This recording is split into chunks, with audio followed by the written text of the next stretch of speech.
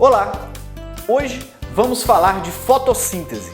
Mais especificamente, vamos falar do ciclo de Calvin, também conhecido como ciclo oxidativo C3, ciclo das pentoses fosfatos, reações bioquímicas ou, antigamente, chamado de fase escura. Muitas pessoas têm dificuldade em entender o ciclo de Calvin. Isso porque cometem um erro gravíssimo.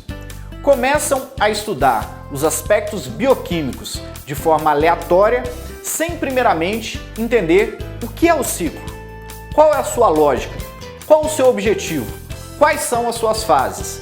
E a partir daí sim, adicionar os aspectos bioquímicos e complementar o nosso estudo.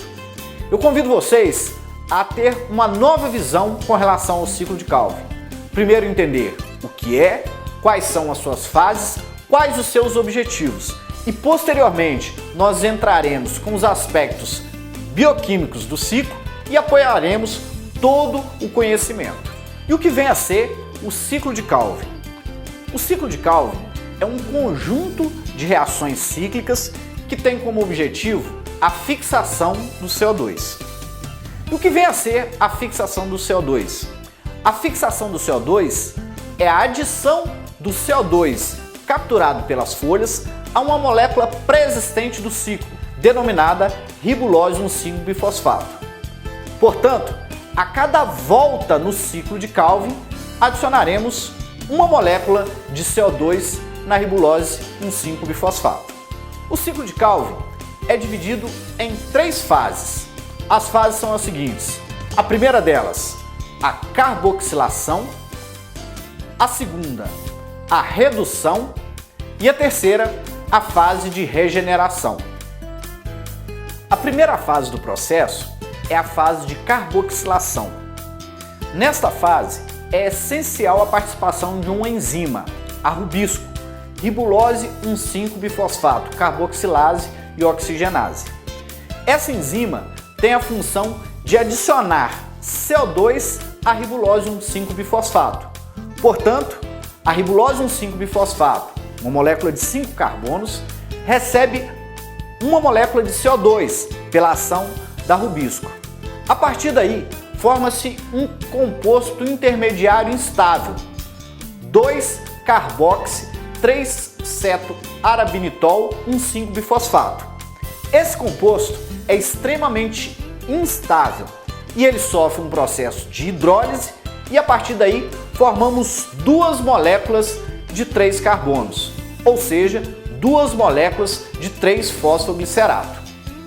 Em resumo, durante o processo de carboxilação, um composto de 5 carbonos, que é a ribulose 1,5-bifosfato, recebe mais um carbono do CO2, forma um composto instável de 6 carbonos, que sofre um processo de hidrólise e forma 2 compostos, cada um com 3 carbonos, denominados 3-fosfoglicerato.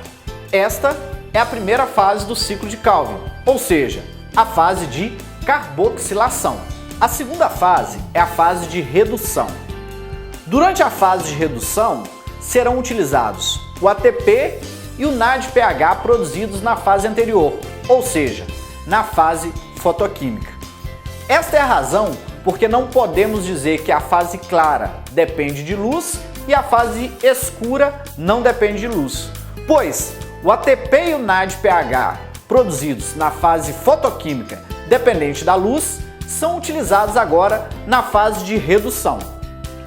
Durante a fase de redução, o 3-fosfoglicerato sofre a ação da enzima cinase do 3-fosfoglicerato, transformando-se em 1,3-bifosfoglicerato. Em seguida, esse 1,3-bifosfoglicerato sofre a ação da desidrogenase do gliceraldeído 3-fosfato, com consumo de NADPH. Nesse momento, 1,3-bifosfoglicerato se transforma em gliceraldeído 3-fosfato, ou seja, uma triose fosfato. Em resumo, durante a fase de redução, uma molécula de 3 carbonos, o 3-fosfoglicerato, consome ATP e NADPH e se transforma em outra molécula também de 3 carbonos, o gliceraldeído 3-fosfato. Agora, vamos a um resumo do ciclo de Calvin. Primeiramente, vamos identificar as fases. A primeira fase, a fase de carboxilação. A segunda fase é a fase de redução. E a terceira fase, a fase de regeneração. Neste exemplo, vamos formar uma molécula de 6 carbonos, ou seja, uma molécula de glicose. Portanto, para formarmos uma molécula de 6 carbonos, precisamos dar 6 voltas no ciclo. Por essa razão, observe o número 6 antes do CO2 e antes da ribulose 1,5-bifosfato. Vamos ao ciclo. A ribulose 1,5-bifosfato, molécula com 6 carbonos, recebe o CO2 e assim forma um composto intermediário de 6 carbonos. Note que 6 moléculas de ribulose 1,5-bifosfato recebem 6 moléculas de CO2 e assim formamos 6 moléculas intermediárias de 6 carbonos. Essas 6 moléculas intermediárias, cada uma com 6 carbonos, sofrem uma hidrólise e nós formamos 12 moléculas com 3 carbonos. Essas moléculas são as moléculas de 3-fosfoglicerato.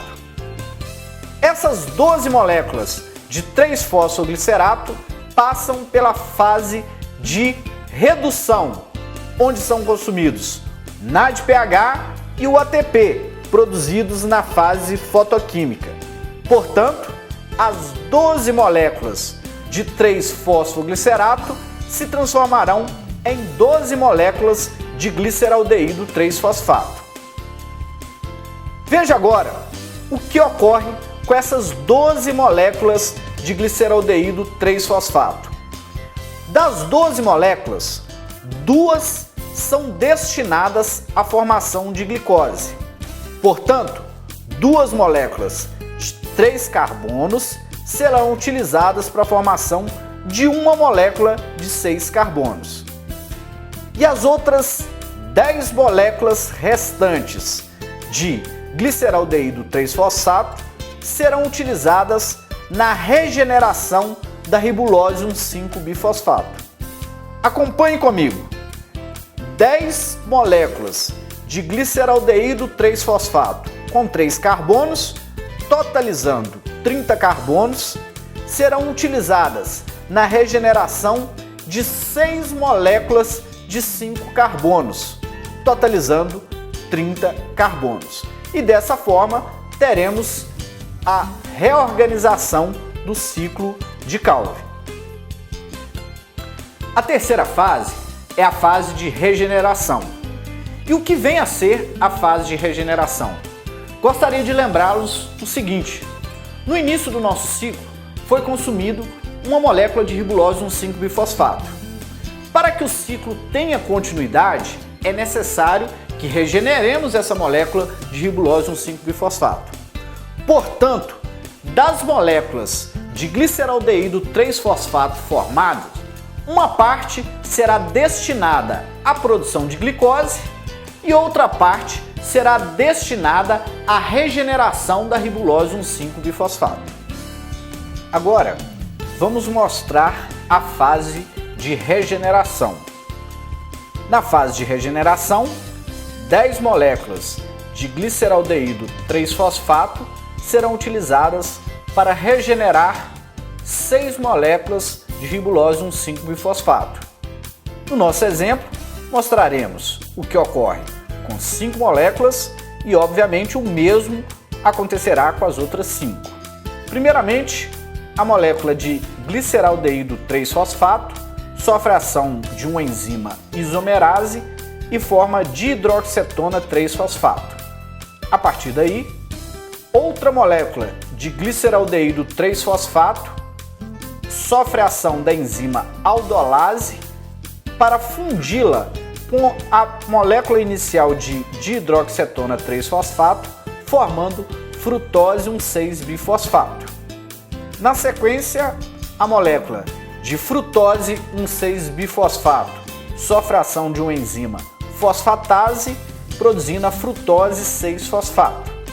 Agora vamos para a terceira molécula de gliceraldeído 3-fosfato a ser utilizada. Teremos a ação da enzima transcetolase, fazendo a reação da terceira molécula de gliceraldeído 3-fosfato com a molécula de frutose 6-fosfato, formando um composto intermediário de 9 carbonos. Esse composto se quebra, formando um composto de 5 carbonos, que é a xilulose 5-fosfato, e um composto de 4 carbonos, que é a eritrose 4-fosfato. A xilulose 5-fosfato sofre a ação da enzima epimerase e se transforma em ribulose 5-fosfato. Na sequência, vamos utilizar a quarta molécula de gliceraldeído 3-fosfato. Essa molécula também sofrerá a ação da enzima isomerase e a partir daí formaremos dihidroxicetona 3-fosfato. Sobre a ação da enzima aldolase, dihidroxicetona 3-fosfato se combina com a eritrose 4-fosfato, formando acedoheptulose 1,7-bifosfato. Sofre a ação da fosfatase, formando acedoheptulose 7-fosfato. Vamos utilizar agora a quinta molécula de gliceraldeído 3-fosfato. Pela ação da enzima transcetolase, teremos a reação da gliceraldeído 3-fosfato com cedoheptulose, formando um composto intermediário que se quebrará, liberando xilulose 5-fosfato e rubose 5-fosfato.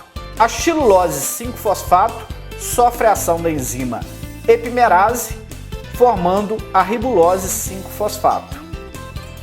Ribose 5-fosfato sofre a ação de uma enzima isomerase, formando ribulose 5-fosfato. Temos então 3 moléculas de ribulose 5-fosfato.